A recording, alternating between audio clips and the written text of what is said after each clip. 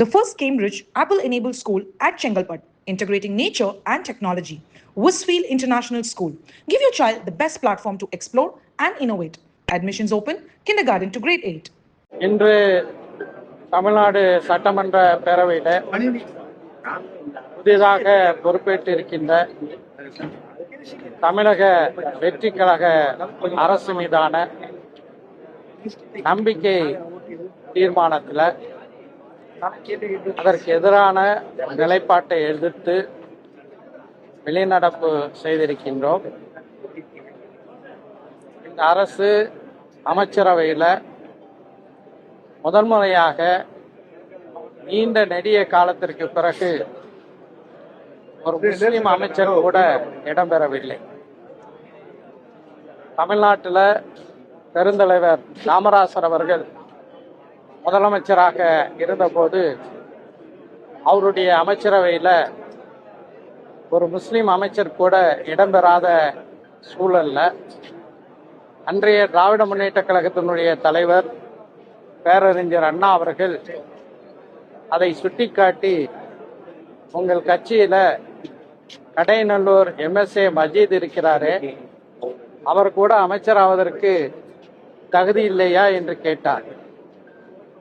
இதனை அறிந்த பெருந்தலைவர் காமராசர் அவர்கள் உடனடியாக கடையநல்லூர் MSA மஜீத் அவர்களை தனது அமைச்சரவையில் அமைச்சராக சேர்த்தார். அதற்கு பிறகு தொடர்ச்சியாக தமிழ்நாட்டின் அமைச்சரவையில் முஸ்லிம் அமைச்சர்கள் இடம்பெற்றிருக்கிறார்கள். சில சந்தர்ப்பங்களில் குறிப்பாக சொல்ல வேண்டும் என்றால் 2006 முத்தமிழறிஞர் கலைஞர் அவர்கள் தலைமையிலான அமைச்சரவையில் 2 முஸ்லிம் அமைச்சர்கள், தஞ்சாவூரை சேர்ந்த உபைதுல்லா அவர்களும் பாளையங்கோட்டையை சேர்ந்த மெய்தீன் கானும் அந்த அமைச்சரவையில் தொடர்ந்து இடம்பெற்றார்கள். டாக்டர் MGR அவர்களுடைய அமைச்சரவையிலும் கூட ராஜா முகமது அமைச்சராக இருந்தார். செல்வி ஜெயலலிதா அவர்களுடைய அமைச்சரவையிலும் கூட முஸ்லிம் அமைச்சர்கள் இடம்பெற்றிருக்கிறார்கள். எடப்பாடி பழனிசாமி அவர்களுடைய அமைச்சரவையிலும் கூட முஸ்லிம் அமைச்சர்கள் இடம்பெற்றிருக்கிறார்கள்.